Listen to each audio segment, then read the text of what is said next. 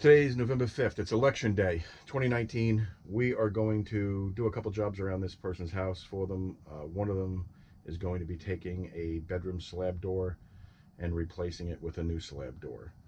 So we're going to have to cut for the hinges. We're going to have to cut for the doorknobs. And I'm going to show you how to do it right after this.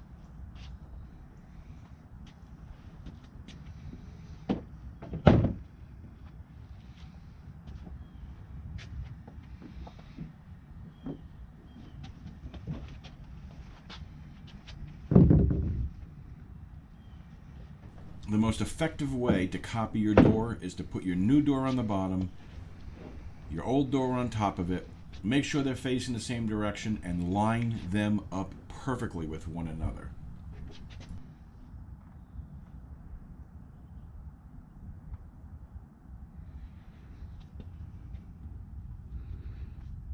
Make sure you align these doors perfectly on three sides. See how these are aligned perfectly with one another? You want to make sure that all three sides of the door are aligned perfectly except for the hinge side. See this taper cut here? That just helps the door close into the hole. You don't have to put that 2-degree cut on it. You can leave it straight like the bottom one. It'll close just fine, but make sure all three sides of the door except for the hinge side are lined up 100% perfectly on your door.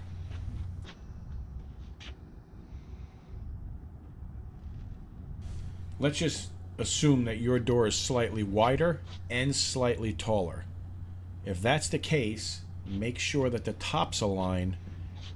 You can cut the bottom and the hinge side, because that's the two sides nobody is going to be seeing very often.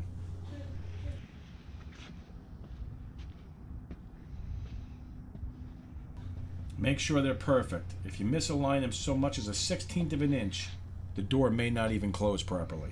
It has to be perfect. Now you see me here, I'm tracing off the hinge side.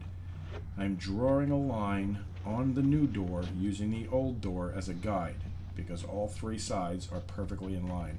And then I trace out where the knob's going to go, because when I cut that hole, I want to make sure I cut it perfectly. What I'm doing here is I'm following the line with the tape. You can put the tape on first and draw your line on the tape. It's very hard for me to see the pencil line on the blue tape, so I follow the line with the blue tape. But make sure you put several rows of blue tape so that when you push your skill saw across the door and cut on that line, the shoe of the skill saw does not mar the door. You don't want marks all over the door where you've dragged that aluminum shoe across it. This will protect the door, and it also stops it from splintering. You'll notice as I get to the end of the door, I wrap it around and go back across the bottom. I do that because I don't want any chip out on the door. The blue tape on the underside goes right to the edge of the door. I don't keep it in that 1/4 of an inch that I need to cut off. I follow right along the outside of the door.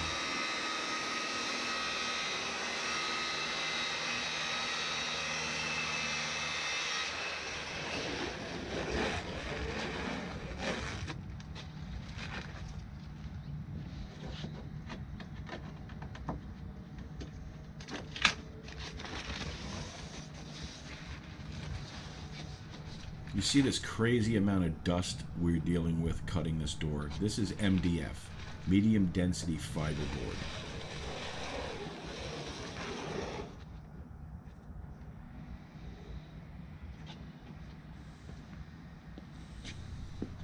Now you need to realign the doors. This time they should line up perfectly, seeing you cut them to match. This is an important step because this is how we are going to put our hinges in the new door and match them up perfectly to the location from the old door.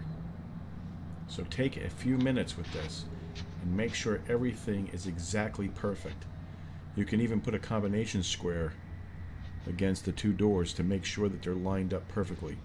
Everything has to be 100% accurate before you go to the next step.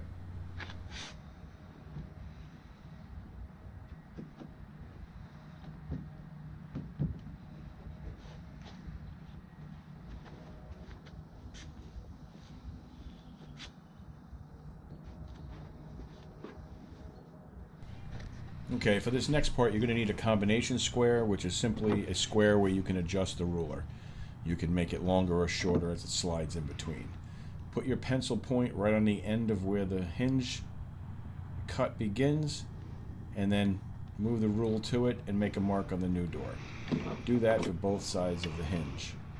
Put your pencil right on the end of it, slide your ruler over to your pencil point so that you're right on that mark exactly, and then draw a line down on the new door. Do this for both hinges.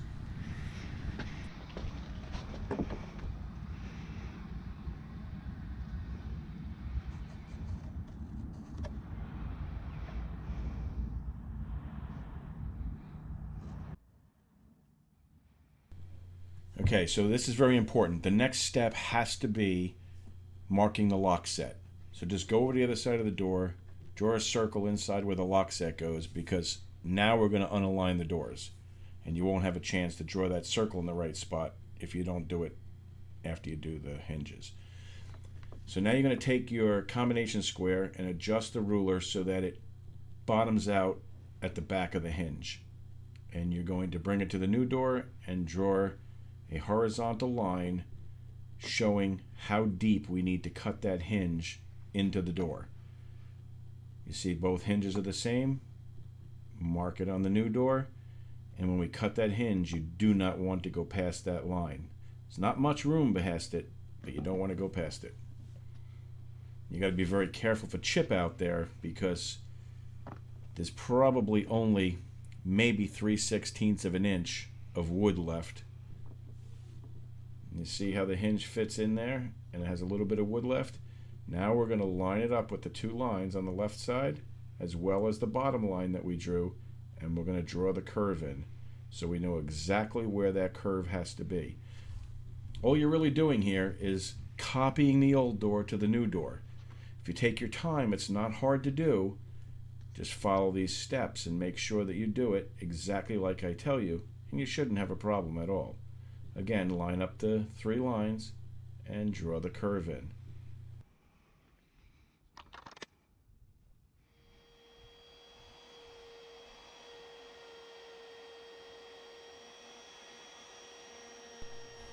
I apologize, I thought I had the camera adjusted to look at the base of the router. Obviously, that was off. But you don't want your hinges to be off. So, in order to cut these perfectly, you have to follow these simple steps. That clear guide at the base of the router, when you turn your router upside down so your bit is pointing straight up towards the sky, you can sit your hinge on that guide so that you can adjust your router bit so it's at the exact same height as your hinge.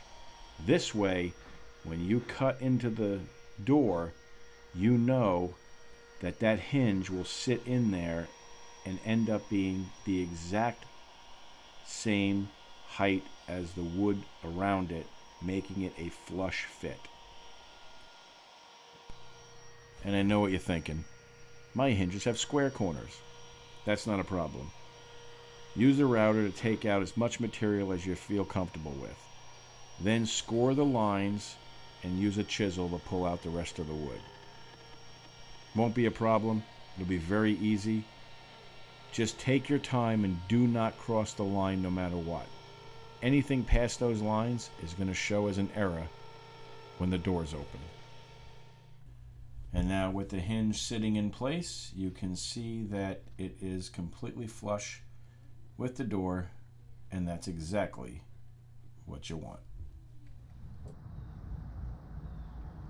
Now they have center finding drill bits, but I just take a little nail, I put it in the center of the hole for the hinge, and I just tap it with a hammer to put a little indent in the door. This way when I go to drive the screws in, they find that little indent and they center themselves. Now it's a good practice when you fasten the hinge to the door to only put 1 or 2 screws in the hinge. I like to put 2 myself. I leave the third one out. If for some reason that hinge needs to be adjusted up or down just a little bit, you don't want all 3 holes to already be cut into the wood. It's nice to be able to put a fresh screw into the center hole, tighten the screw down, and then add the 2 second screws so that it lines up where you adjusted it to.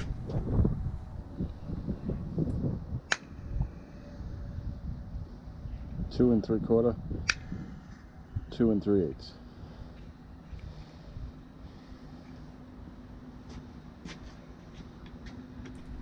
So the setback for a doorknob is either 2 3/8 or 2 3/4. And you drew a circle on your new door when you traced out the old doorknob hole. Just adjust your jig to that, and when you get it to line up, then you have the right setting. If you don't have a jig and you want to measure, you just measure back to 2 3/4 or 2 3/8, whichever one it is.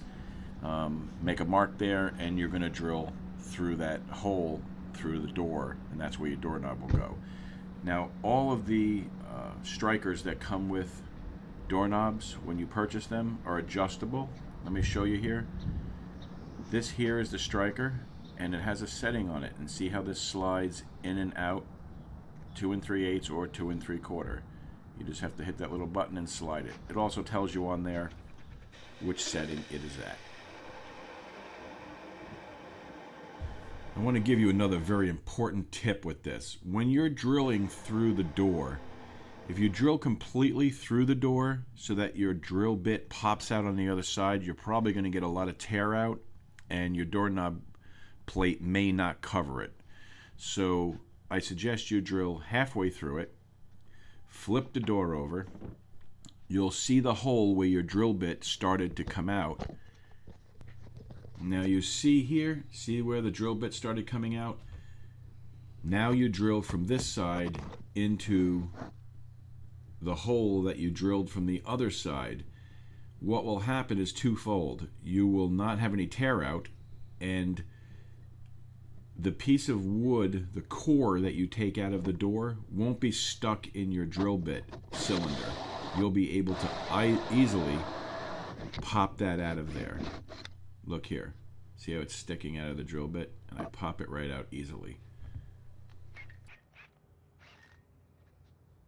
Okay, so this Milwaukee jig, as you see here, also has a guide for the 1-inch hole saw that'll create the hole for the striker. Try to drill this in relatively straight. If you're off like a 1/16 of an inch or even maybe an 1/8 of an inch on an angle, it's not going to make that much of a difference. And as far as tear out is concerned, you can only drill this from one side, so any tear out that does occur, which you'll see here in a second, is on the inside of the doorknob hole, and it doesn't matter. Nobody's ever going to see it.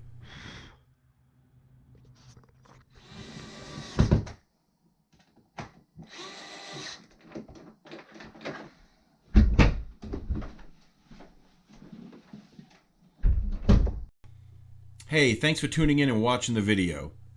Now that the door is closing properly, don't forget to add those couple hinges back in that we left out for adjustment purposes.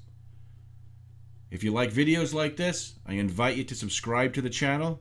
If you have any questions, leave them in the comments below. I'll be happy to answer any and all questions or comments that you leave.